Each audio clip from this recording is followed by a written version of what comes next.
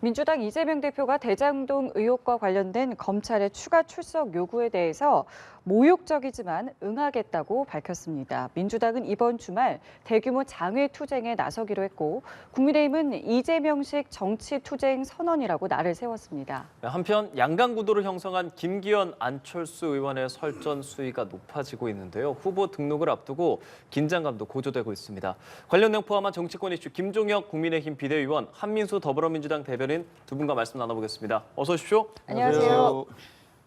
네, 검찰의 추가 소환에 응하지 않을 것이다라고 많은 추측이 있었는데 나가기로 했습니다. 일단 어떻게 좀 보셨습니까? 아니 안 나갈 수가 없잖아요. 기본으로 이제 여론을 많이 반영한 거라고 본 것 같아요. 이렇게 예를 들면 안 나간다면 여론이 굉장히 나쁘게 움직일 것이다 이런 우려 때문에 결국은 뭐 최고위원회에서는 계속 나가지 말라라고 네네. 얘기했지만 본인께서 나가겠다고 결정하셨다고 하는데 저는 이해할 수 없는 게요. 지금 이제 패자기 때문에 부르니까 나가겠다 이렇게 얘기하시잖아요. 그랬었죠. 그럼 승자가 되면 안 나가시나? 아니, 승자가 그렇지. 대통령이 되면 아마 기소가 중지가 됐을 테니까 안 나가셨을지 모르겠습니다만 대한민국의 어떤 국민도 법 앞에 다 평등해야 되는 거 아닙니까? 이번 사건 같은 경우는 뭐 정권이 바뀐 다음에 다시 수사가 시작된 게 아니고요. 이미 문재인 정부에서부터 고소 고발이 들어오고 문제가 제기되고 언론의 추적 보도가 따라서 이게 수사가 시작됐던 거란 말이에요. 그러니까 어떻게 해서든지 나가서 이게 종결을 해야 돼요. 그런데 나는 안 나가겠다. 그런데 내가 지금 나가는 건 패자기 때문에 나가겠다라고 말씀하시는 것은 이 모든 국민이 법 앞에 평등하다는 헌법 정신과는 전혀 배치되는 것이고 선거에서 이겼든 패배했든 상관없이 본인에게 제기된 의혹에 대해서는 정치인이 아니라 대한민국 국민으로서 소명해야 될 그런 의무가 있습니다. 예, 그러니까 검찰에 출석하고 나서 나와서 하는 말들에서는 뭐 자신을 다시 부르기 위해서 같은 질문을 반복하다 이런 이야기들을 했었기 때문에 소환에 응하지 않을 것이다라는 의견이 좀 지배적이었거든요. 그럼에도 불구하고 이번에 2차 조사에 응하겠다고 한 배경 어디에 있습니까? 일단 지금 이번에 나가시면 이제 세 번째죠. 세 번째인데 1, 2, 3차인데 이런 결정 과정들을 뭐 저도 이제 당 대변인으로서 비공개 회의 때는 쭉 봤습니다. 봤는데 이 대표가 세 번 다 결단을 한 게 맞지요.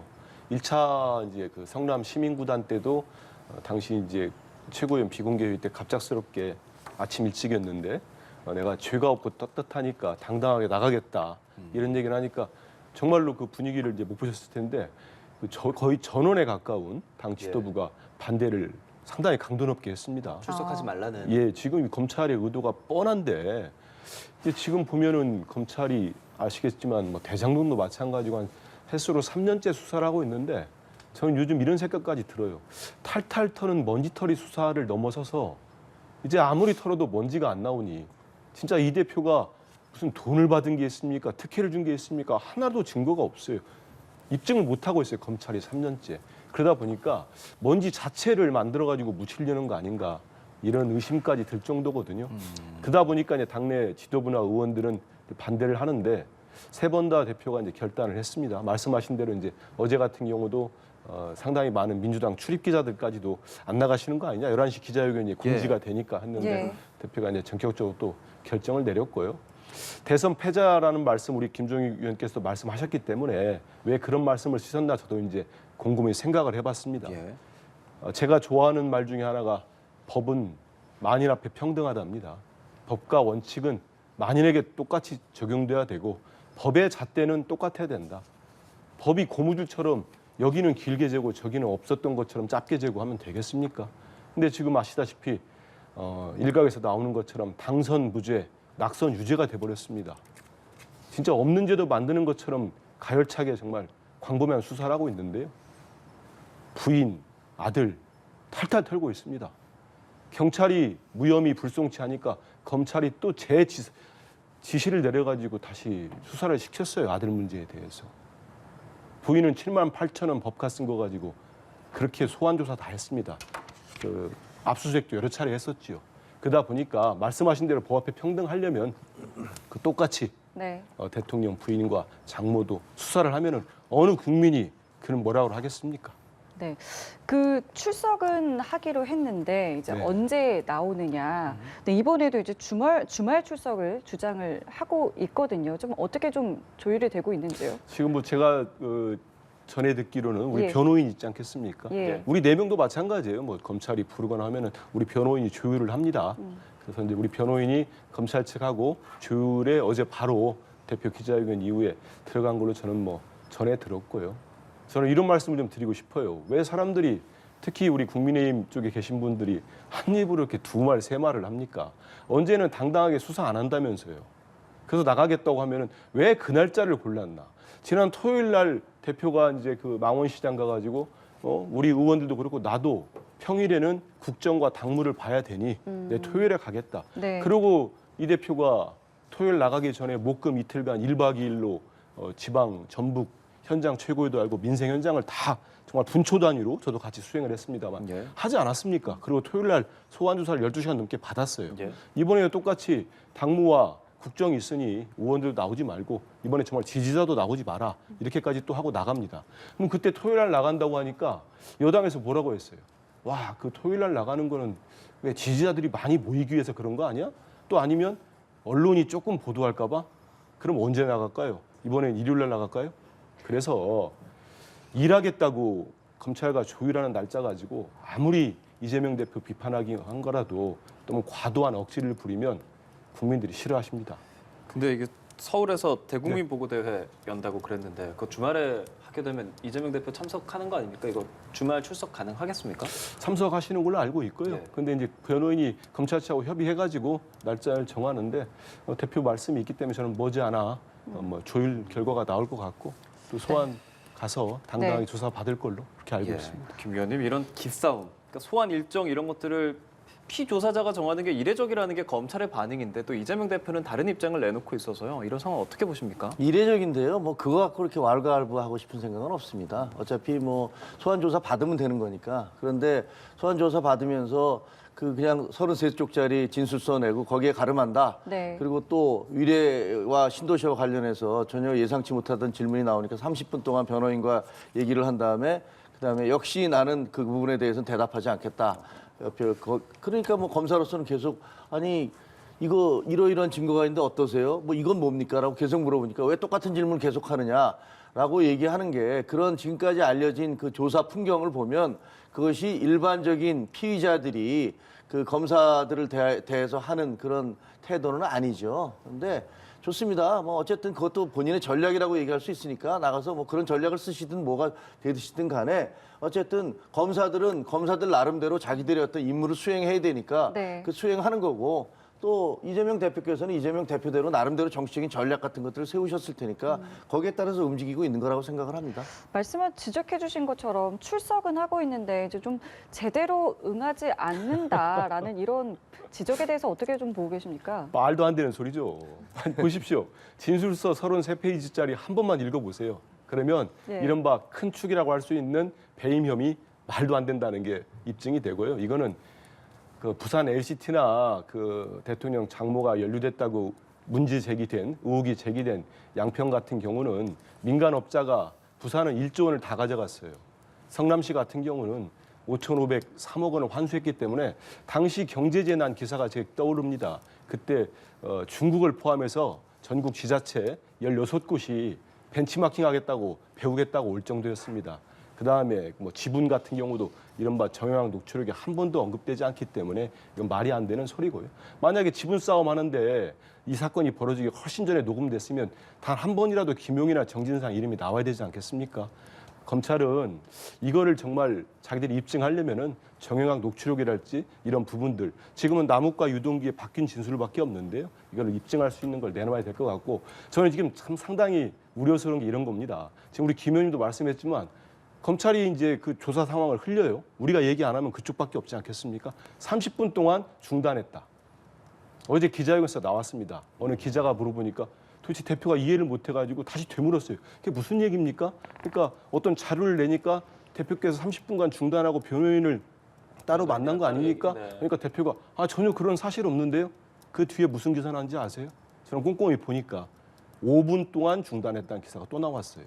30분이 한참 기사가 돌아다니다가 이래서 저는 검찰이 수사를 해야 되는데 이런 과도한 언론 포위를 통해서 정치를 하고 있는 것 같아요. 그래서 정말 부적절하고요.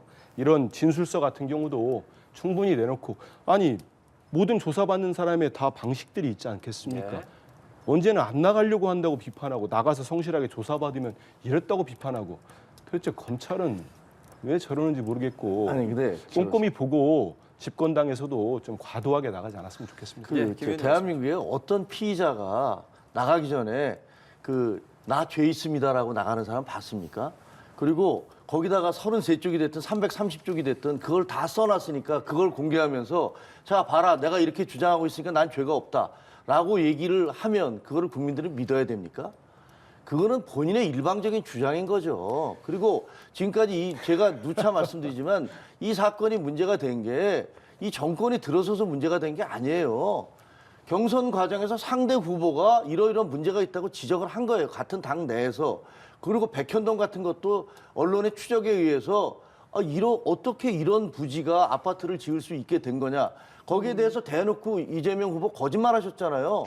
그 국토부에서 연락이 와서 내가 어쩔 수 없어서 했다라고 네. 했지만 그 전혀 사실이 아니라는 것도 밝혀졌고 그래서 저는 네. 이런 얘기 무슨 네. 구체적인 혐의 내용에 대해서 네. 우리가 수사관도 아닌데 여기서 토론하는 거 적절치 않다고 생각합니다. 하지만 네. 합리적인 의심으로 본인이 서명서를 냈기 때문에 그것이 해명이 됐다라고 주장하시는 건 대한민국에서 어떤 국민도 그런 것들을 이해하시지는 않을 거예요. 네, 그렇기 때문에 딱 이제 한마디만 하면은 그럼 예. 검찰의 일방적 주장은 국민이 다 믿어야 됩니까? 아니잖아요. 그럼 검찰은 제가 말씀드리는 검사예요. 거는 잠깐 기다려 보십시오. 잠시만요. 그 공소장은 검찰의 일방적 주장을 담은 거기 때문에 네. 재판을 통해서 밝혀지면 되고 알겠습니다. 그리고 조사를 받는 사람 입장에서는 충분한 해명을 하는 것도 권리 아니겠습니까? 네. 헌법이 보장한 권리인데 그마저도 함부로 이렇게 왜곡하는 건 맞지 않다. 네, 그런 얘기 드리는 유무죄는 겁니다. 결과적으로 이제 재판부에서 다뤄지게 되겠고 민주당은 사실상 이제 장외투쟁을 좀 선언을 했고요. 그리고 글쎄요, 지금의 움직임을 보면은 당 내에서 굉장히 좀 적극적으로 지금 나가고 있는 모습인데요. 이 분위기 지금 당내 분위기는 좀 어떻고 이 장외투쟁에 대해서는 뭐 전혀 반발하는 이야기는 뭐 없습니까? 장외투쟁으로 많은 언론과 국민들이 받아들일 수 있다고 봅니다. 예. 근데 이게 국민 보고대예요. 예, 이게 예. 뭐 말씀하시는 것처럼 이제 우리 당 대표의 검찰 리스크, 검찰의 이제 무도한 수사뿐만이 아니고 지금 사실 윤석열 정부가 출범한 지 뭐 횟수로 2년째, 집권한 지 2년이 됐는데 뭐 다 아시겠습니다만 지금 민생이 저도 힘듭니다. 저희 집도 난방비가 지금 2배가 넘게 나와가지고 힘들어 죽겠어요. 그리고 물가가 너무 많이 튀었고 예. 대출금 이자도 뭐 엄청나게 올랐는데요. 그런 부분들 민생 경제가 파탄 지경입니다. 이거 국민들이 아셔야 되지 않겠습니까? 그러라는 얘기고 외교 대통령 순방만 가면은 저도 걱정돼 죽겠어요. 무슨 말씀하실까 봐. 그래서 외교 문제, 국방, 안보, 무인기 다 5대가 돌아갔는데 하나도 잡지 못했고 그러고 난 다음에 뭐 응징, 보복 얘기만 하니까 불안합니다. 그런 부분들 국민들께 알려드리고요. 중요한 거는 이게 뭐 장외에서 국민 보고대회 하지만 예. 원내에서도 2월 국회가 다 열려 있지 않습니까? 예, 예. 그래서 원내 활동도 우리 민주당은 민생 챙기고 외교안보 국방 챙기는데 한치의 소홀함도 없이 원내 뭐 이 국민 보고대회도 이 투트랙으로 같이 가져간다 이런 말씀 드리고 근데 싶습니다. 다만 다수당이 이제 거리로 나가는 것에 대해서 글쎄 다수당이 나가야 되는가라는 그런 시선이 있기는 하더라고요. 다수당이 나가면 안 된다 그런 시선인가요? 아니면 그래도 보통 이제 장외투쟁이라고 한다면은 이제 네. 다수당은 그러면 이렇게 한번 보시죠. 그러면 예. 지금 다수는 아닙니다만 국민의힘은 여당으로서 어떤 역할을 했습니까 지금까지? 지난 예산 때도 그렇고 지금도 그렇고 민생은 정말 참 미안한 얘기입니다만 내팽개친 것 같아요. 용산 대통령실이나 그러면 지금까지 예산 챙기고 우리가 여당 같아요. 챙겨왔고 지난번에 그 국민의힘이 야당할 때 그때는 원내를 아예 보이콧을 했습니다. 국회를 제가 국회 공보수석이니까 정확히 기억하는데 보이콧하고 나가가지고 당시 당대표 원내대표들이 운동화 신고 다니면서 붉은 띠 메고 다녔거든요. 저희는 그렇게 안 합니다. 네. 원내에서도 충분히 챙깁니다. 네. 예. 저는 그냥 예정된 코스로 가고 있다라고 생각을 해요. 그리고 제가 민주당에 대해 드리고 싶은 말씀은 그 국민 재발 그 명분을 내세워서 그리고 지지자들 길거리로 끄집어내는 행동 그만 좀 하셨으면 좋겠어요.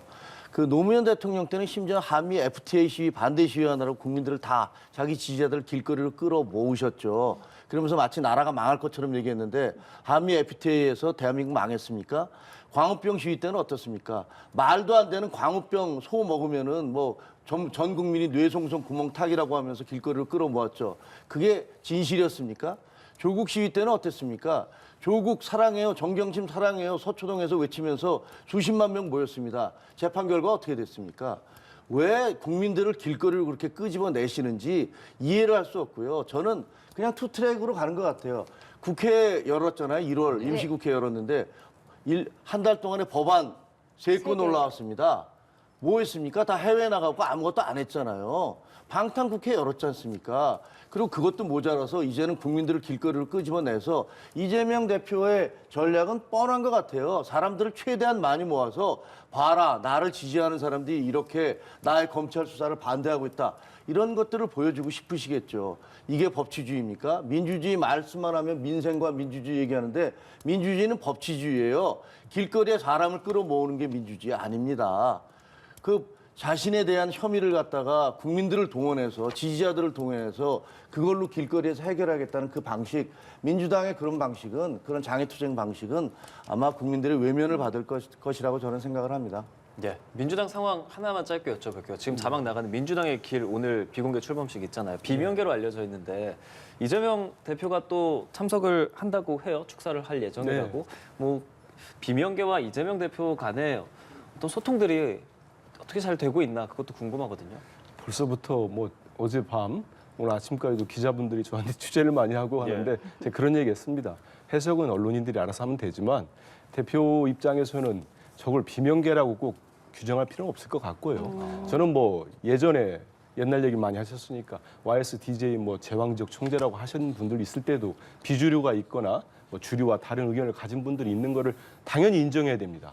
저는 지금 국민의힘처럼 친윤 일색으로 만들려고 하는 건 저는 반대합니다. 정당 민주주의에 맞지 않아요. 그래서 저렇게 모여가지고 토론 모임이 됐던 연구 모임이 됐던 저는 뭐 나쁘지 않다고 보고 그런 차원에서 본다면 당대표로서 당연히 축사를 하는 거고요.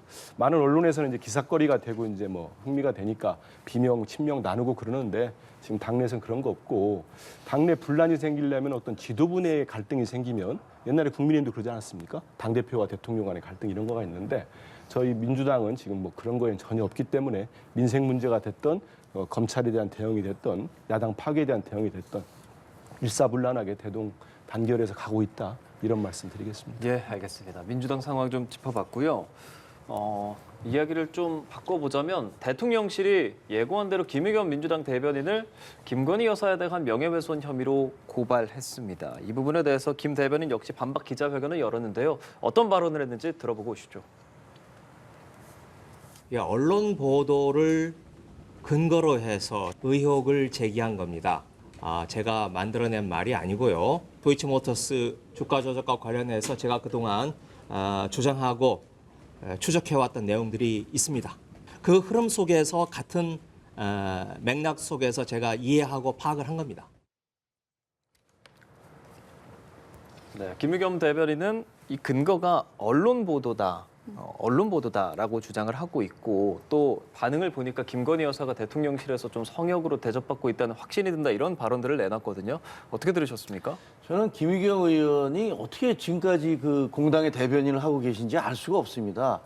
EU 대사와의 발언 내용을 거짓말로 브리핑을 해서 국제적인 망신을 샀고 본인도 곧바로 항의를 받고서 그것을 수정을 하셨잖아요. 어떻게 그렇게 대놓고 거짓말을 하신 분이 지금도 그 공당의 대변인을 하시는지, 그리고 청담동 그 술집과 관련해서 말이 안 되는 주장들을 계속 하셨지 않습니까? 그랬다가 만약에 그게 사실이라면 대통령께 뭐 유감을 표한다. 그러면서 정작 한동훈 장관에 대해서는 아무 말도 하지 않고 이러면서 어떻게 공당 대변인을 계속 하시는지. 그래서 지금 일단 김의겸 의원 같은 경우는 대변인으로서 말의 신뢰성이 완전히 상실된 상황이다. 그렇게 볼 수가 있고요. 그리고 장경태 의원도 그렇고 김의겸 의원도 그렇고 기승전 김건희예요. 그게 국정입니까? 전 도저히 이해가 안 되고 처음에 그 대통령실에서 아니 저렇게 확정적으로 주가 조작을 했다는 식으로 보도를 그렇게 발언을 하는 게 맞느냐라고 하면서 항의하고 그다음에 거기에 대해서 소송을 걸겠다니까 처음에는 환영한다 그러시더니 이전에는 약간 좀 발을 빼시면서 내가 아니라 무슨 뭐 언론에 그렇게 보도가 됐기 때문에 그렇게 한다라고 또 말꼬리를 흐리세요. 언론에 보도됐죠. 그 뉴스타파라는 곳인가에서 예. 보도됐는데 그 뉴스타파도 또 문제가 돼서 저 청담동 사건과 관련해서 지금 재판을 기소됐건가 뭐 하여튼 수사를 받고 있던가 뭔가 그러고 있지 않습니까 지금? 아니에요? 논란이 그 다른 되기는 매체죠. 했었죠. 예. 아, 그 다른 매체인가요? 예. 아, 그렇군요. 그럼 뭐 이건 제가 정확히 아니니까 정정하고요. 어쨌든 언론 보도를 내세워서 공당의 대변인이 그 부분에 대해서 이렇게 대통령 부인에 대해서 확정적으로 말씀하시는 것은 한두 번도 아니고 이건 좀 잘못된 거라고 봅니다. 예, 반박 바로 들어보겠습니다. 원래 말할 게 많이 없으면 옛날 거 막 끄집어내잖아요. 근데 저는 이번 것만 갖고 얘기하겠습니다. 근데 일단 한번 보시면 이게 이제 법정에서 이런 얘기가 나왔어요. 우리 기술이라는 뭐 좀 어떤 주식인지도 모르겠는데 20만 주인가 뭐 이렇게 거래했다는 걸 법정에서 나와가지고 판사 검사가 얘기한 거로 보도가 됐더라고요. 보도가 됐고 그러면 이렇게 이제 만약에 김건희 여사가 전혀 정말 무결점한 분이라면은 이게 나왔을 때 뭐지 하는 생각이 많이 들었겠습니다만은 이미 뭐 도이치모터스 주가 조작 의혹으로 여러 짙은 혐의를 받고 있지 않습니까? 다른 분들은 뭐 재판에서 구형까지 받았으니까요. 그런 상황에서 추가로 이게 법정에서 거론이 되고 이거 보도가 되면 당연히 야당 대변인으로서 이게 뭐냐 수사를 똑바로 해라. 이 의혹은 뭐냐 밝히라고 낼 수 있습니다. 여기에 대해서 확정적 표현을 썼다고 하는데요. 저렇게 따지면 지금까지 국민의힘 비대위원장을 비롯해가지고 그 지도부와 의원들 이재명 대표에 대해서 지금 그렇게 많이 뱉어놓은 얘기들 우리 고발하면은 저분들 전원 다 고발할 거래 아마. 그렇기 때문에 저희 그런 거 안 하지 않습니까? 그래서 잠깐만 기다려 보십시오. 예. 그래서 이런 부분에 대해서 야당 대변인이 한 거 가지고 또다시 고발로 맞서는 거, 저는 이건 상당히 맞지 않다고 보고요. 두 번째는 지금 장경태 의원도 그렇고 예. 이 김의겸 의원도 그렇고 대통령실이 김건희 여사의 김건희라는 이름만 나오면 너무 과도한 반응을 보이는 것 같습니다. 그러니까 아예 그냥 야당의 의원들 입을 자물쇠로 채우겠다는 생각인지 모르겠는데요. 이런 부분들 우리 국민들이 얼마나 흔쾌히 잘하는 일이라고 박수를 칠 것인지 이거 한번 생각할 필요가 있을 것 같아요. 이러니까 자꾸 정말 그 국민들 사이에서 뭐 대통령이 김건희 여사 아니냐 이런 얘기가 나오는 거 아니겠습니까? 그러니까 이런 부분은 좀 못마땅하고 하면은 밝히면 되는 거지 무조건 고발부터 합니까? 그러면 당연히 검찰이 수사하겠죠. 검찰을 믿으니까 그런 것 같은데 너무 자기 편이라 생각하는 것 같은데 너무 과도한 생각이 듭니다. 아, 되게 길게도 하시는데 짧게 고소 고발을 남발하신 분은 문재인 대통령과 이재명 후보세요. 그 한번 과거를 한번 생각해 보십시오.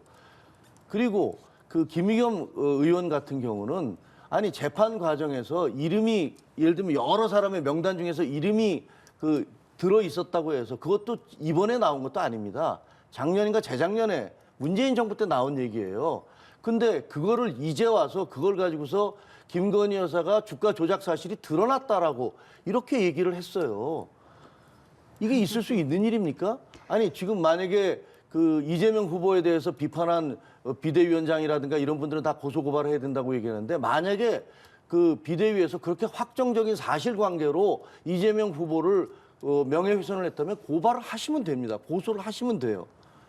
왜 정치의 영역을 그렇게까지 사법으로 끌고 가가지고 모든 걸 법의 잣대로만 하려고 그게 지금 검찰을 너무 믿기 때문에 그러신 것 같은데 국민들과 역사가 판단할 겁니다. 아니 김의겸 왜 그렇게 대변인은 정치를 대변인으로서 가지고 할 모든 수 걸 없는 합니까? 확정적 표현으로 한번 대통령 보십시오. 부인에 대해서 명예를 훼손하고 있잖아요. 장경태 의원도 마찬가지고요.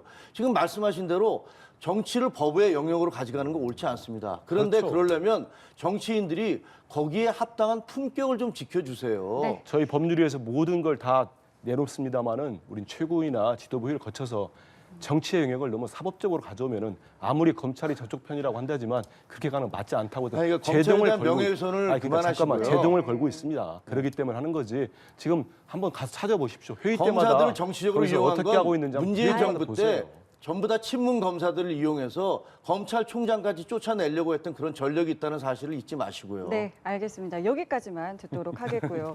김건희 여사 이야기 나와가지고요. 어제도 이제 국민의힘 여성 비례 의원들이랑 이제 식사를 했잖아요. 뭐 그냥 밥을 먹을 수 있다라고도 볼 수 있지만 이제 뭐 전대도 있고요. 뭐 여러 가지 이제 해석들이 참 많이 나오고 있습니다. 어떻게 좀 보세요? 저는 뭐 언론도 그렇고 야당도 그렇고 네. 정말 김건희 여사에 대한 관심을 좀 꺼주셨으면 좋겠다라고 생각을 합니다. 네. 그리고 첫 번째 모임에 대해서도 예. 만났는데 뭐 김건희 여사가 아유 우리 남편 잠바도 굉장히 허름한 거 입고 다녔고 내가 구해줬으니까 내가 안 구해줬으면 누가 구해줬겠어요. 뭐 농담 삼아 한 얘기잖아요. 네. 언론의 모든 얘기가 그걸 헤드라인으로 올라가 있더라고요. 근데 저도 기자 출신이지만 좀 씁쓸하더라고요. 이번에는 아예 그래서 공개를 하지 않았다고 합니다. 그러니까요. 아니 네. 그게 뭐가 그렇게 중요한 얘기입니까? 그 사적인 얘기로 그 여성들끼리 모여서 남편들 흉도 보고 혹은 남편 칭찬도 하고 자식 자랑도 하고 그냥 똑같은 사람들이잖아요. 그분들이 무슨 대통령 부인이거나 혹은 국회의원이라고 해서 뭐 다르겠습니까? 그런 것들을 앞으로 내세워서 그걸 뭐 크게 보도를 하는 것 자체가 저는 사실은 별로 저도 언론인 출신이지만 옳지 않다라고 생각을 하고 뭐 옳고 그름의 문제가 아니라 좀 부적절해 보이고요. 그다음에 뭐 지금 모여서 아니 대통령 부인으로서 그 여성 의원들을 만나서 얘기를 들으면서 돌아가는 얘기들을 듣고 안 하면 또 불통이라고 하실 거 아닙니까? 그러니까 저런 부분들에 대해서 그냥 놔두면 조용히 알아서 할 일들을 해나가지 않을까 이렇게 생각을 합니다. 예, 뭐 이게 2일이었나요? 신년 인사회 때 여성 의원들과 만난 자리에서 식사 모시겠다라고 했었고 그렇게 해서 이제 27일에 하고 어제 하고 이렇게 좀 진행을 하고 있는 것 같은데요. 어떻게 뭐 해석을 해야 할까요? 우리 국민들이 소통하세요 하는 건 대통령한테 소통하라는 거지 대통령 부인한테 소통하라는 얘기 아닙니다. 그 오해하시면 안 되고요. 그리고 저기 그 난방비도 그렇고 물가 폭탄 맞아서 서민들 어렵다는데 저도 그렇고 우리 국민들이 대통령 부인, 대통령 연회담 기사 봐야 되겠습니까? 왜 읽어야 됩니까? 그 얘기 안 만나면 돼요. 안 하면 됩니다. 해놓고 난 다음에 그 기사 나왔다고 뭐라고 하면 어떡하란 얘기입니까? 보지 말란 얘기입니까? 제 눈과 귀를 닫으란 얘기입니까? 그래서 저도 뭐 기자 오래 하고 역대 정부를 다 봤습니다만 전 지금까지 대통령 부인이 의원들의 배우자를 만난 거는 여러 차례 봤어요. 근데 그 의원들을 이렇게 수시로 불러가지고 전당대회를 한 달에 앞두고 만나는 거 전 처음 봤습니다. 그거 아니죠. 가뜩이나 지금 대통령실이 전당대회에 그렇게 깊숙이 개입한다. 친윤, 윤심, 나경원, 이제는 오늘 뭐 유승민, 심지어는 윤핵관의 큰형이라는 권성동 의원까지 주저앉히지 않았습니까? 그런 상황에서 지금 대통령도 모자라서 대통령 부인 그 권력이 가장 세다고 하는 김건희 여사까지 등장해가지고 의원들 계속 만나시는 거? 지금 우리 국민들이 지금 배부르고 지금 경제 좋다는 상황도 아니지 않습니까? 모두가 불안해하는데 저는 정말 조금 자중하셨으면 좋겠어요. 두 번째는 이건 정말 궁금해서 그러는 건데 제2부속실도 없는데 대통령 부인의 이런 정말 광폭 행보를 누가 서포트합니까? 부속실 하나밖에 없거든요. 그러면 제1부속실일 거예요. 그냥 부속실 하나니까. 그럼 대통령은 누가 또 서포트합니까? 좀 그래서 이러다가 또 사고 나는 거 아니냐는 국민의 한 사람으로서 우려가 돼요. 차라리 인력을 넓혀서 제2부속실 만드세요. 만들어서 투명하게 행동하고 투명하게 보여주시고 갑자기 좀 기사 나간 다음에 좀 여론 안 좋으니까 이건 또 비공개 하지 마시고 하려면 다 하시고 아니면 때와 뭐 장소도 있지 않습니까? 여러 가지 가려서 하시면 좋겠다는 생각을 좀 제안도 드리고 싶습니다. 실제로 보도에서 이 제2부속실 부활해야 된다는 얘기 있는데 뭐 논의 되겠습니까? 짧게만 좀 부탁드릴게요. 저는 뭐 제2부속실 만드는 거 좋다고 생각을 합니다. 그리고 대통령 부인이 의원들을 만나서 밥을 먹었다고 그걸 가지고서 뭐 난방비가 때문에 국민들이 어려운데 이런 거는 정말 파퓰리즘 같아요. 왜냐하면 저희들도 저녁 먹잖아요. 친구들하고 술 먹고 네. 난방비 올라와서 서민들이 어렵다고 그래서 저희들이 행동 안 합니까? 활동 안 합니까? 네, 그런 식으로 그 가는 거는 좀 아닌 것 같아요. 알겠습니다. 근데 거기에서 난방비나 물가 걱정한 얘기 나왔습니까? 제가 보도를 못 봤는데 아직까지. 그래서 하는 얘기입니다. 예, 알겠습니다. 어떤 이야기가 나왔는지 뭐 저희가 다 알 수는 그런 없으니까요. 얘기를 알려줬으면 좋겠습니다. 예, 김건희 여사 관련된 이야기 여기까지 해보고요. 아까 잠깐 언급했지만 이게 전당대회를 지금 앞두고 있잖아요. 국민의힘 후보 등록 이번 주인데 조금 전에 속보 들어왔었잖아요. 유승민 전 의원 불출마한다. SNS 올린 글들 두 분 뭐 들어오시기 전에 보셨을 것 같은데 충분히 생각했고 아무 의미가 없다는 결론이다. 오직 민심만 보고 새로운 길을 개척해 갈 거고 폭정을 막고 민주공화정을 지키는 소명을 다할 것이다. 이런 입장을 냈거든요. 일단 불출마에 대한 뭐 예상을 하셨는지도 궁금하고 여기서 말하는 뭐 새로운 길을 개척해 나간다 이런 게 또 어떤 의미일까요? 유승민 전 의원님 같은 경우는 사실은 지난번에 경기도지사 나갈 때도 굉장히 좌고우면하셨어요. 그러면서 안 나간다. 그리고 또 심지어는 난 정계를 은퇴하겠다.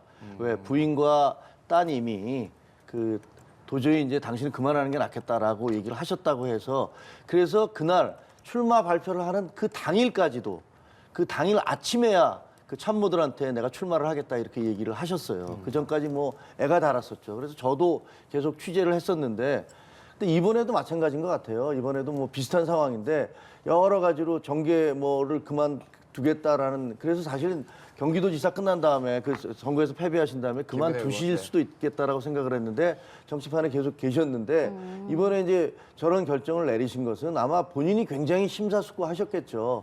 근데 그 당원들의 인기가 굉장히 없으세요. 여론 조사를 해보면 특히 이제 국민의힘 당원들 사이에서는 그 전당대회는 무슨 재롱잔치였다 뭐 이런 식의 표현도 하셨고 그 이전에 그 친윤 그 경쟁자일 수도 있는 친윤을 공격하는 것은 괜찮은데 당 자체 그리고 당원들을 모욕하는 발언들을 꽤 많이 하셨거든요. 근데 그런 발언들을 들으면서 당원들이 굉장히 실망을 했고 그래서 유승민 후보에 대한 지지도가 많이 내려가 있는 게 사실입니다. 지금 이번에 이제 경선을 어떻게 하냐면요. 컷오프를 6천 명 정도의 그 우리 당원들의 DB를 열어주세요. 데이터베이스를 열면 네네. 그걸 가지고서 이제 여론조사 기관이 조사를 하거든요. 네. 그렇게 될 경우 자칫하면 이제 컷오프 대상이 되실 수도 있고 그러면 거기에 대한 위험 부담이 상당히 있는 거죠. 네. 뭐 아무 의미 없다는 것은 내가 당선될 가능성은 거의 제로에 가깝다라는 얘기인 것 같고 그다음에 그렇게 됐을 경우에 본인에게 올 타격 이런 것들이 있는 거죠. 다음에 새로운 길을 걷겠다라는 얘기가 뭔지는 잘 모르겠습니다. 그거는 그 아까 이제 우리가 들어오기 전에 한민수 대변인과 뭐 창당하는 거야 뭐 이런 얘기도 했지만 사실 당 만들기 쉽지 않습니다. 네. 당 만들기 쉽지 않은 거고요. 그러니까 민심을 보고 새로운 길을 개척하고 때를 기다리겠다라고 했기 때문에 해석의 여지가 참 많아 보입니다.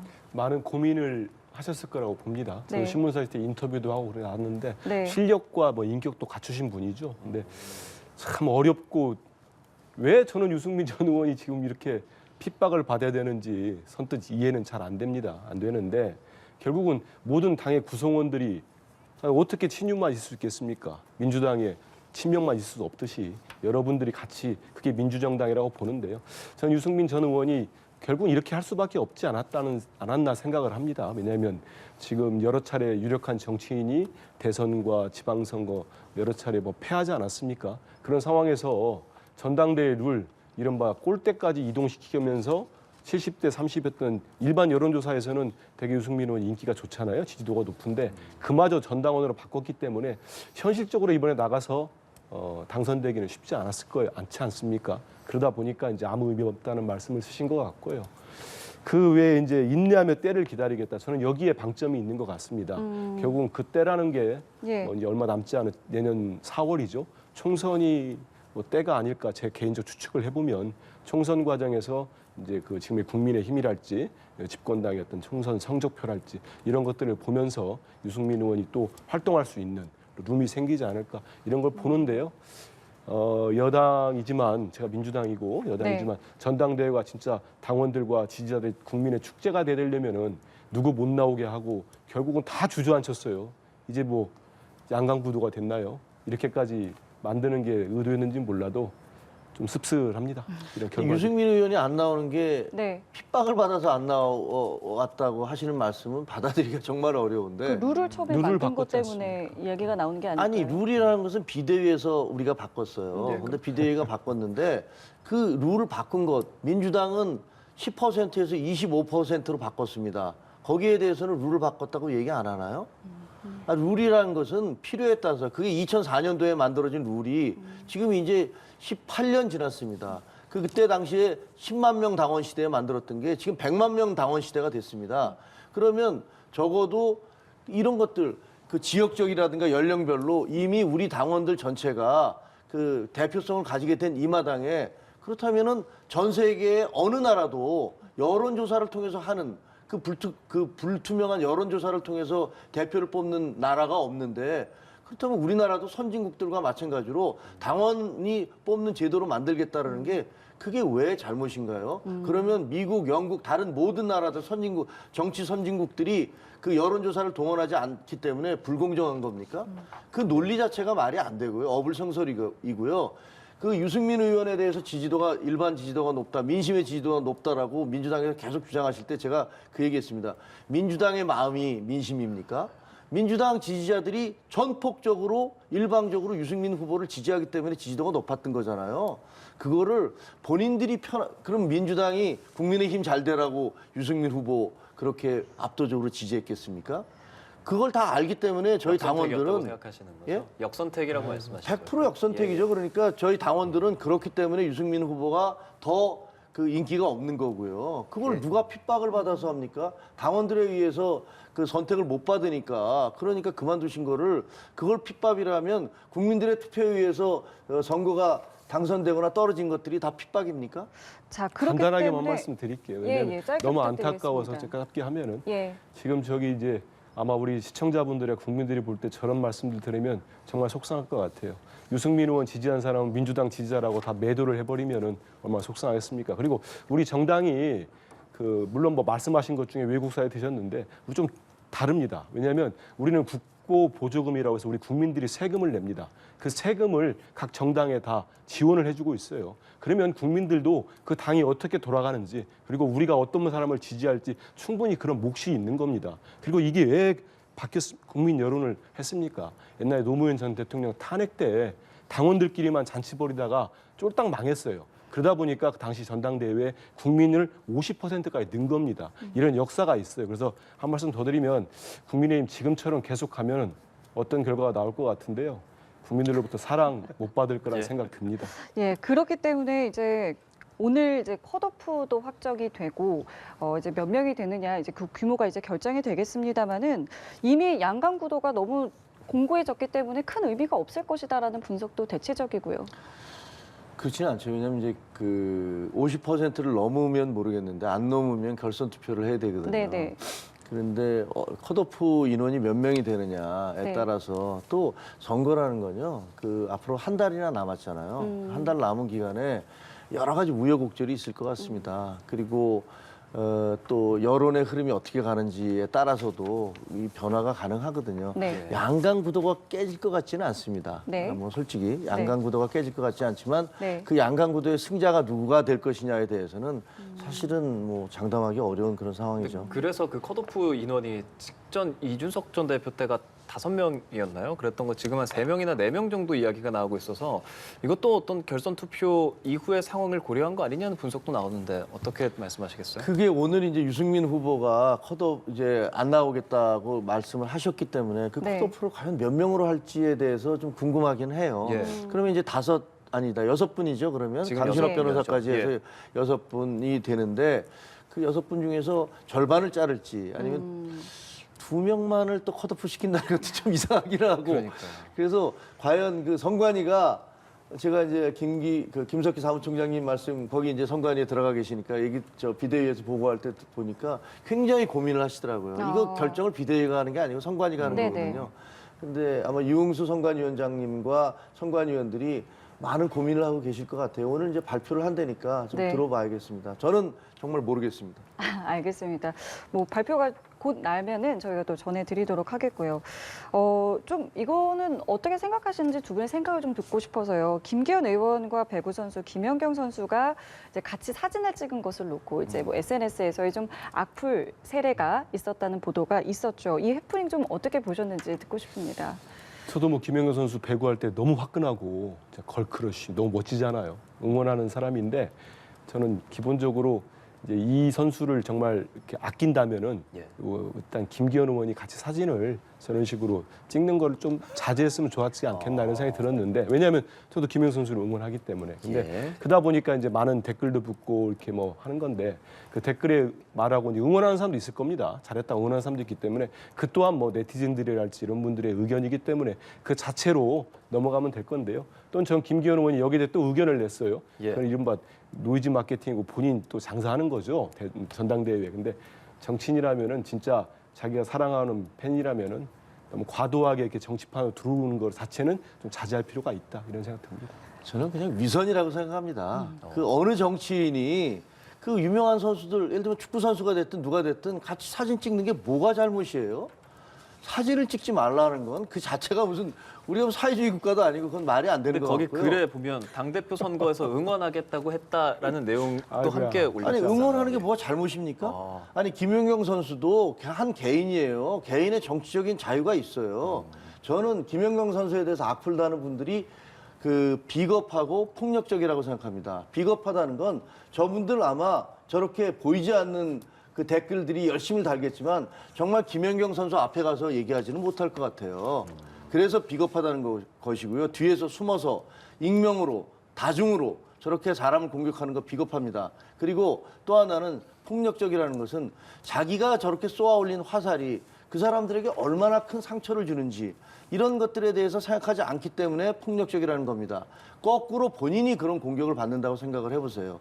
저는 미국에서도 연예인들이 누구를 지지한다는 그런 거 자주 얘기하잖아요. 자유스럽게 얘기하잖아요. 네.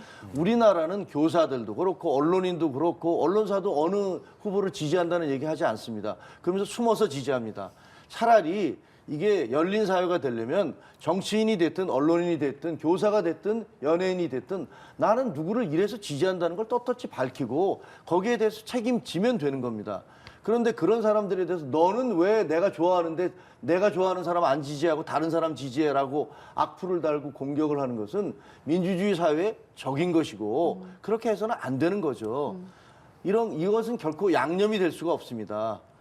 알겠습니다. 짧게 한마디만 할게요. 예. 끝내실 거죠? 근데 저는 짧게 되게 길게 하셨는데 전 제 SNS에 방송이나 논평 나가면 제 욕하는 사람들 제법 많습니다. 아주 정말 듣기 힘든 욕을 하거든요. 전 그분들은 또 그분들의 마음이 있구나. 내가 얘기하는 게 못마땅한 게 있는 부분인가 보다 하고 제가 그냥 수용하지 이렇게까지 격하게 그분들 뭐 위선 떤다 이렇게 욕하지 않습니다. 그러니까 대인 너무 배세에서 그런 것 같아요. 정치인도 그렇고 그렇게 하면 되니까 네. 너무 흥분할 필요 없지 않겠습니까? 알겠습니다. 그게 양념인데 저는 결코 그 양념이 민주주의에 도움이 되는 양념이라고 네. 생각하지 않습니다. 알겠습니다. 저희 오늘 주제가 아직 조금 더 남았어요. 그래요? 빨리 좀 이야기 나눠보겠습니다. 그래요? 이건 정말 짧게 좀 부탁드릴게요. 안철수 의원이랑 이준석 대표의 연대 가능성 이야기 나오고 있습니다. 물론 이준석 대표는 입장을 밝혔고요. 가능성 좀 어떻게 보시는지 짧게 저는 부탁드립니다. 불가능이라고 생각합니다. 예. 두 사람을 개인적으로 좀 아는데요. 네. 두 분이 서로에 대한 감정 별로 좋지 않고요. 그렇다고 해서 그게 뭐 이번 그 대선 이번에 저 대표 경선을 통해서 그게 극복될 것 같지도 않습니다. 알겠습니다. 자, 마지막 주제인데요. 조금 전에 저희가 좀 속보로 전해드렸습니다. 정의용 전 청와대 국가안보실장이 탈북어민 강제 북송 사건을 수사하는 서울중앙지검에 이제 피고발인 신분으로 소환 조사 중이다라는 속보였는데요. 일단 이 사안 어떻게 보시는지 두 분께 1분씩 드리겠습니다. 말씀 부탁드릴게요. 일단 서울중앙지검에는 반부패 수사 1, 2, 3부가 있고 공공수사 1, 2, 3부가 있습니다. 6개 부서의 검사가 얼마 될까요? 뭐 100여 명이 넘을 수도 있는데 몇십 명인지 정확히 모르겠습니다. 이분들이 모두 공공수사 쪽은 전임 문재인 정부, 반부패 수사 쪽은 민주당 의원들과 이재명 대표의 수사를 하고 있습니다. 검찰이 이렇게 할 거라고 다 예상을 했었죠. 근데 이거는 우리가 명확하게 좀 따져봐야 된다 생각이 듭니다. 정말로 탈북어민 강제 북송 사건에 있어서 법과 원칙이 위반된 건지 아니면 말 그대로 많은 부분들이 의심하거나 비판하고 있는 전임 정부의 모욕주기랄지 아니면 전임 정부를 지우기 위해서 강범위한 수사를 벌이고 있는 건지 이걸 잘 살펴봐야 되는데요. 이 역시 지금 갑작스럽게 또 소환 조사를 시작했어요. 그러면서 전 뭐 감히 예상하는데 내일이나 모레 사이에 이제 피의 사실들이 또 무지하게 쏟아 나올 겁니다. 재판 들어가기 전부터 전임 정부의 정의용 이 국가안보실장은 범죄자 프레임에 갇히는 게 아닌가 또 이런 부분이 우려되는데 검찰이 그런 거 하지 말고 제대로 수사하고 제대로 했으면 좋겠다. 정치하지 말고 이런 생각 듭니다. 피의 사실이 정확히 공개되지 않아서 뭐 어떤 내용이 문제가 되는지는 잘은 모르겠습니다. 하지만 그 탈북 어민들을 만약에 지금 저희가 보도되거나 알려진 대로 그분들의 자유의사에 반해서 이쪽에서 그 제대로 된 조사나 재판 없이 그 사지로 다시 돌려보내서 그분들을 다 죽게 만들었다면 그것은 인권을 유린한 범죄라고 생각하고요. 문재인 정부 입만 열면 자유, 정의, 공정, 언론 이런 것 그 인권을 떠들어대던 그 정부에서 저런 일이 벌어졌다는 게 사실이라면 굉장히 심각하다. 라고 생각을 합니다. 예, 검찰 이 사건과 관련해서 서훈 전 국정원장, 노영민 전 비서실장 등을 소환 조사한 바 있는데요. 관련된 내용들도 또 들어오는 대로 전해드리도록 하겠습니다. 김종혁 국민의힘 비대위원, 한민수 더불어민주당 대변인 두 분과 함께했습니다. 오늘 말씀 잘 들었습니다. 고맙습니다. 고맙습니다. 네, 수고했습니다. 고맙습니다.